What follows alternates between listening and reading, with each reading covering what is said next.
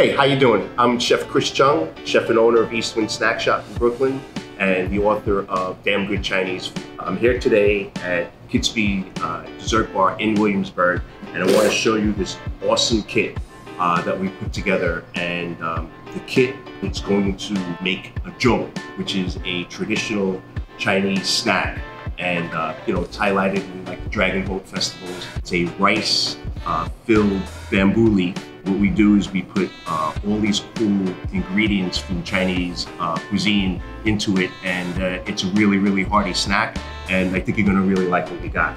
Opening the package, we have some sticky rice, which we're gonna soak, and some shiitake mushrooms, which we're also gonna soak. Then we have some really cool preserved meats, and this is called lap yok. We also call it Chinese bacon. And you can find this in any Asian grocery store or supermarket. Also, the all-famous Chinese sausage, which is a really cool tasting item too. There's also some dried shrimp and some dried scallop, which is also gonna go into this joong, and it's all flavored with a mushroom soy sauce. So we've taken everything out of the box and laid it out. For this dish, there are a few things that you have to rehydrate. We'll start with the rice.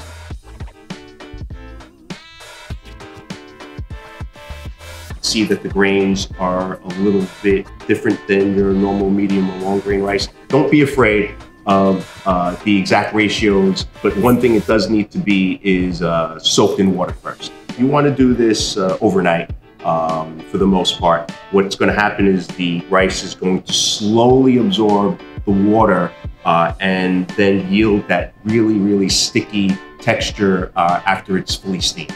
Pour water into the rice until it's covered, and then you're just going to leave it there overnight. It can be refrigerated or non-refrigerated, depending on your refrigeration space. And just leave it there, and you come back to it the next day. And what you're going to do is you're going to drain the water out of it, and then we'll mix it with the rest of the ingredients in a minute. The second item that we need to soak is the bamboo leaf. What you want to do is basically simply take it out of the package, put the leaves in some cold water, and you want to soak it for at least 1 hour. The more you soak it, the better, up to about 4 hours. Then we have mushrooms. So these are dried shiitake mushrooms. And what you would do is you just take your mushrooms and you put them in some cold water, preferably again overnight. You can go up to 4 or 5 hours. These need actually a little bit more of soaking. They tend to be really dry in the package. When they're dried, they have this particular really intense, really flavorful taste. All right, so we're going to start slicing some of these ingredients up, and that means that you get your big Chinese cleaver. Really cool, got lots of uses, and we'll start with cutting our mushrooms. So the mushrooms, basically they're dried, but they still have the stems attached, and you want to slice off the stem and then discard the stem. You'd say thinly slice. I'm talking about an 1/8 of an inch across the diameter of the mushroom, and that's basically it. And you're just putting it onto your knife and then dumping and then placing it into the bowl with the rest of the ingredients and the rice. Scallops is totally coarse chopped.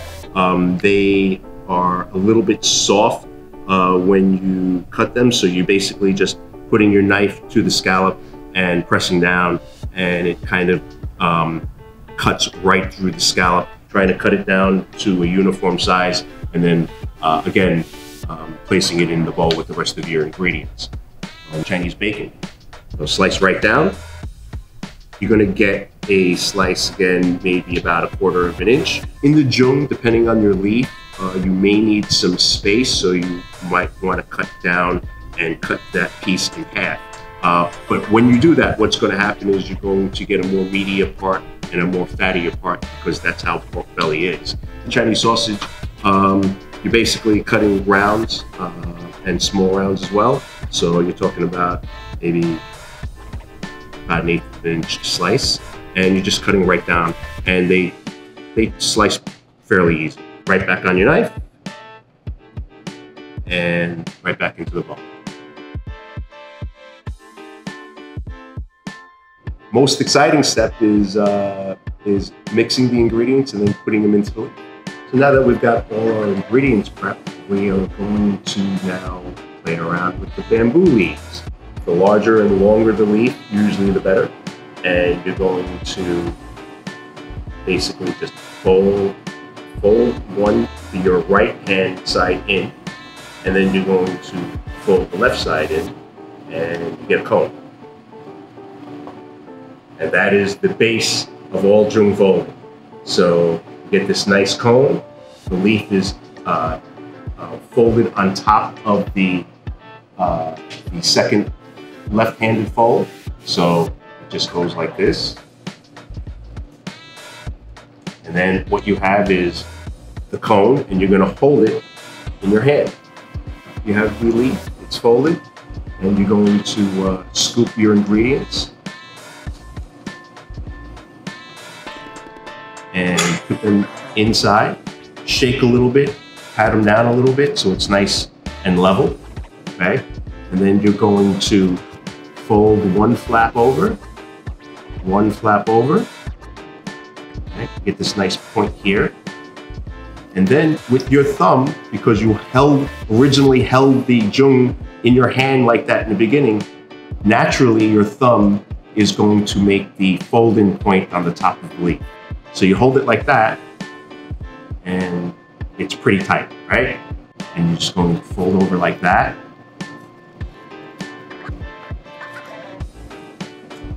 And you can fold this in like that, and you have your joong ready to be tied. So you have your string.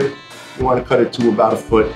That's just going to give you enough string to wrap it around and tie it. You just can go over like that.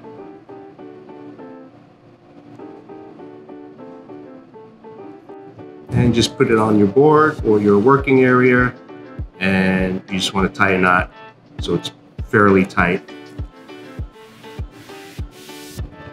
And there's your joong. So we're on to the next step, which is actually cooking the joong. There's a couple of ways to go, and I'm going to do this assuming, like me, that you don't have a full Chinese steamer station set up at home. And so, like many of us, we kind of MacGyver our steamer station. What you need first is obviously a heating unit. You can use the stove top at home, and that's not a problem. You want to get a pot of water, and we're going to steam our joongs. Before I steam the joongs, I want to give you the option. You can just boil the water and put the joongs in the water. You'll need a bigger pot than this. You want to give a lot of more room for the joongs to sit in the pot and boil. However, depending on how hydrated your leaves got and how well you wrapped and tied them, when you put them in the water, there is a chance that they can split and the rice will leak out. If you put them in the steamer, it's much more safer for the joong.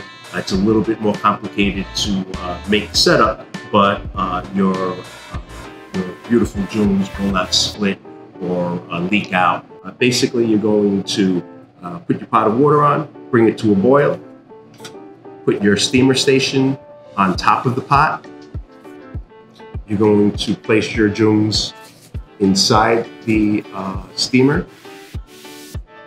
and then cover, let her rip, and wait for about an hour. So the joongs have been steaming in the bamboo basket for about an hour. They should be done, and you know, I'm gonna lift the top. When you lift the top of any steamer, you want to lift the top towards you so the steam goes out the other way. And here's all the cooked joongs. We're gonna take one out and test for doneness. And there you go. So you're going to take it out of the steamer, clip the string, unwrap it, and what you have is all the sticky rice in this nice, perfect triangle shape. And what happened in the cooking process is that all the flavors from the Chinese bacon, the Chinese sausage, and all the intense flavors of the dried shrimp, the dried scallop, and the mushroom melded right into the rice. And you have all the juices and all the flavors, and it just becomes such an intensely savory dish